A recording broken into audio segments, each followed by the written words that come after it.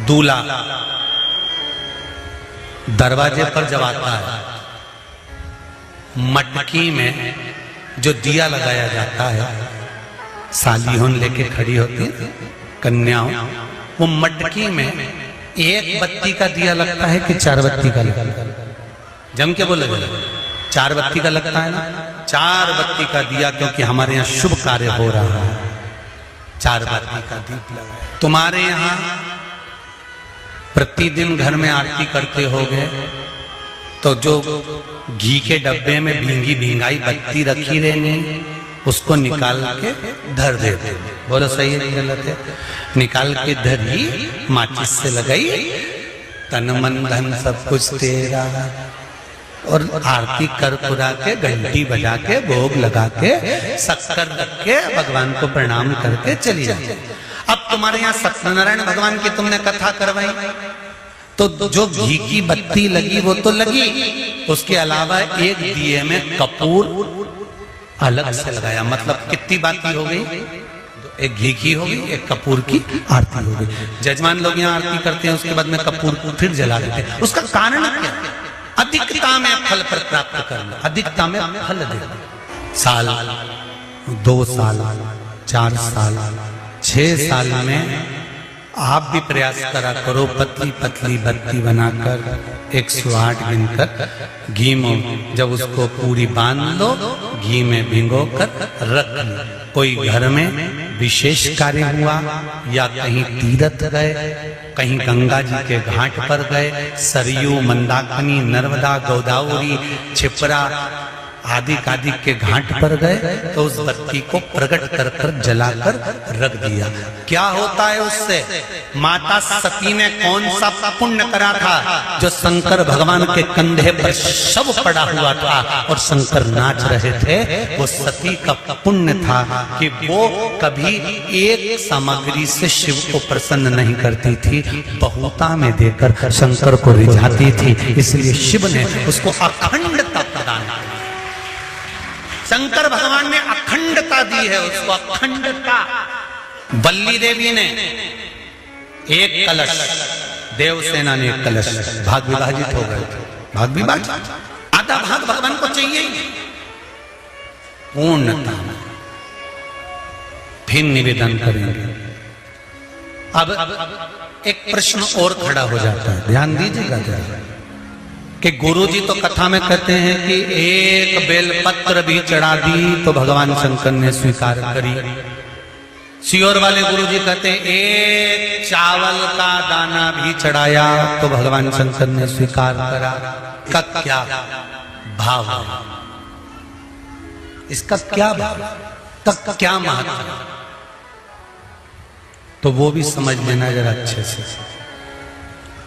बहुत ध्यान से समझना जरा। बाती शंकर जी के मंदिर के बाहर लगाइए। कहाँ लगाइए? मंदिर के। कपड़े दान करे मंदिर के। पंडित जी जब मंत्र बोलते हैं तो कहते हैं एक बेलपत्रम, एक बेलपत्र मात्र, एक चावल का दाना।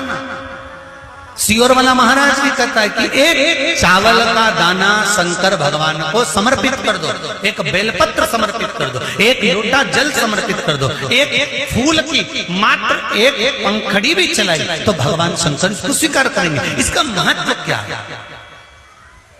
तो लिंग पुराण में लिखा है, जब शंकर भगवान पर, शिवलिंग पर कोई एक वस्तु भी समर्पित होती है तो वहां शंकर जी का नाम बदल जाता है और शिव जी का नाम लक्षेश्वर महादेव हो जाता है। कौन से महादेव हो जाते हैं? लक्षेश्वर। शंकर भगवान को जब एक चावल का दाना, एक वस्तु, एक सामग्री शिव को समर्पित करी जाती है, वहां शंकर लक्षेश्वर महादेव हो जाते हैं। लक्षेश्वर का मतलब क्या होता है कि एक बेलपत्र समर्पित करी तो शंकर भगवान ने उस बेलपत्र को 1,00,000 बार स्वीकार कर लिया। एक चावल के दाने को 1,00,000 बार स्वीकार कर लिया। शंकर भगवान लक्षेश्वर महादेव बन गए। लाखों की संख्या में शंकर भगवान के स्वरूप वहां पर प्रकट। आप में से कितने लोग हैं जो क्षिप्रा नहाए थे? आप में से कितने लोग हैं जो नर्मदा नहाए? आप में से कितने लोग हैं जो गंगा नहाए? आप में से कितने लोग हैं सरयू नहाए? कहीं ना कहीं किसी पवित्र नदी में आप लोगों ने स्नान जरूर करा होगा। बोलो करा कि नहीं करा? जितने लोग कथा सुन रहे हैं उनने भी करा होगा, जितने फेसबुक पर सुन रहे हैं उनने भी करा होगा। किसी ना किसी पवित्र नदी में आपने, हमने, सबने स्नान करा होगा। अब स्नान तो हम कर लिए, उस गंगा नदी में हम नहाए, तो गंगा नदी में हमने स्नान करा और स्नान कर कर बाहर निकले तो हमको 1.25 लाख बार स्नान का पुण्य मिल जाए। उसके लिए क्या करना पड़े? एक डुबकी लगाए हो मारा और कह रहे हो कि 1.25 लाख डुबकी का फल चाहिए, तो क्या करोगे? 1.25 लाख डुबकी का फल पाने के लिए क्या करना पड़ेगा? केवल एक काम, जिस पवित्र नदी का स्नान कर रहे हो उस पवित्र नदी की बालू मतलब रेत का, बालू का शिवलिंग का निर्माण करना, उसका पूजन करना, पूजन कर कर जो बत्ती जोड़कर 108 बत्ती बनाई है, पूजन कर कर एक दिए में वो बत्ती, उस जो बालू का शिवलिंग बनाया है, पार्थिव शिवलिंग का निर्माण करा है, जो तुमने किसी गंगा, सरयू, नर्मदा, क्षिप्रा, मंदाकिनी, नर्मदा आदि पवित्र नदियों के तट पर स्नान करते समय तुमने जो शिवलिंग बनाकर पूजन करा है, उसके सामने वो बाती को जला देना, उसी से आरती उतार लेना, वो बाती वहां लगाकर छोड़ देना और छोड़ने के बाद उस शिवलिंग का फिर विसर्जन कर देना। विसर्जन कर कर उसी जल को अपने ऊपर छींट लेना। 1.25 लाख डुबकी का फल एक क्षण में प्राप्त। इसको लक्षेश्वर महादेव कहते हैं, इसको लक्षेश्वर महादेव कहते हैं। महाराज कितना फल है? एक चावल का दाना समर्पित करने का कितना फल है? एक बेलपत्र समर्पित करने का कितना फल है? एक पुष्प की एक पंखड़ी समर्पित करने का कितना फल? और समझ लो, ब्राह्मण को हम दक्षिणा देते हैं, भांजा भांजी को हम भेंट देते हैं, बहन बेटी को हम कुछ रुपए देते हैं। जिस लिफाफे में रुपए को रख कर दिया जाता है उसमें एक का सिक्का पहले से लगा होता है। बोलो सही है कि गलत है? क्यों?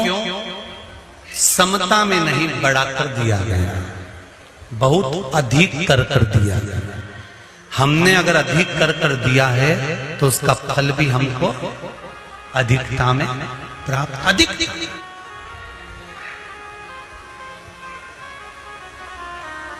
वो तो कहीं कहीं का होता है जो सोच विचार में थोड़ी गड़बड़ी कर सकता है। एक हमारे मित्र हैं, एक जगह जन्मदिन पर गए तो वहां उन्होंने जन्मदिन पर उन्होंने 5 रुपए लिफाफे में रखे।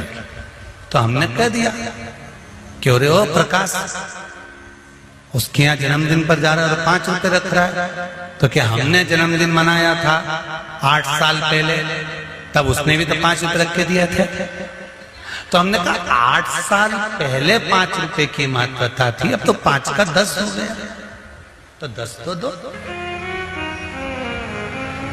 हमारे यहाँ पहला सा नियम था, बहन बेटी जितनी बार आती थी ना, जितनी बार आती थी, घर की बहुएं उसकी झोली में थोड़ा सा चावल,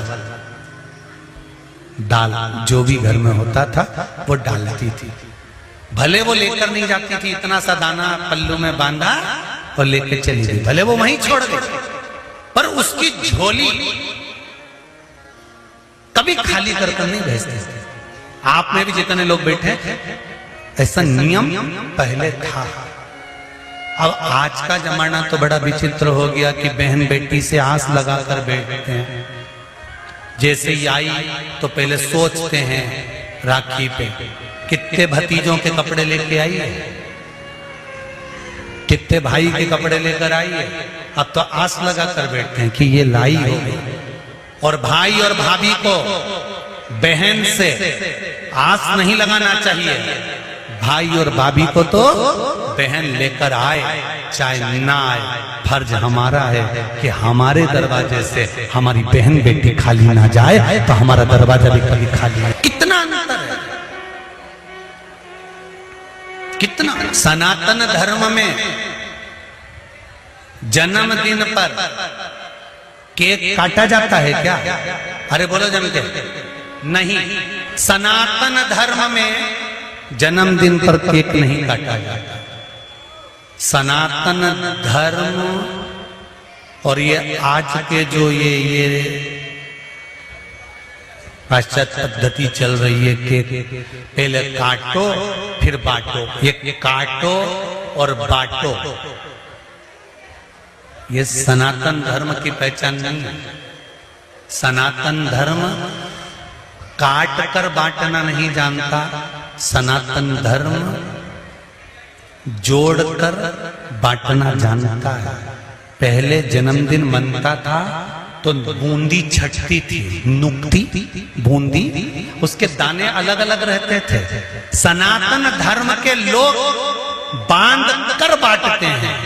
बूंदी छटती थी, आटा सिकता था, बिखरा रहता था, दूध का छींटा देकर उसको लड्डू बनाकर बांध कर फिर दुनिया के लोगों को बांटा जाता था। सनातन धर्म में जन्मदिन बांध कर बांटते हैं और पाश्चात्य पद्धति में जन्मदिन काट कर फिर बांटते हैं। हमारा सनातन धर्म काट कर बांटने को नहीं कहता। हमारा सनातन धर्म बांध कर एक तत्व में बांध दो, सबको एक लक्ष्य में बांध दो, एक आनंद में बांध दो और फिर बांध कर उसका दान दो। अर्थात जिंदगी के हर आनंद को बांधने का प्रयास करो और उस आनंद को दूसरों को देने का भी प्रयास करो। दूसरों को शंभु शरण। आज की वीडियो में बस इतना ही। आपको हमारी जानकारी कैसी लगी आप हमें कमेंट में जरूर बताएं और अपने दोस्तों के साथ भी शेयर जरूर करें और हमारे चैनल को भी सब्सक्राइब कर लीजिए। फिर मिलते हैं किसी नए वीडियो के साथ, तब तक के लिए धन्यवाद।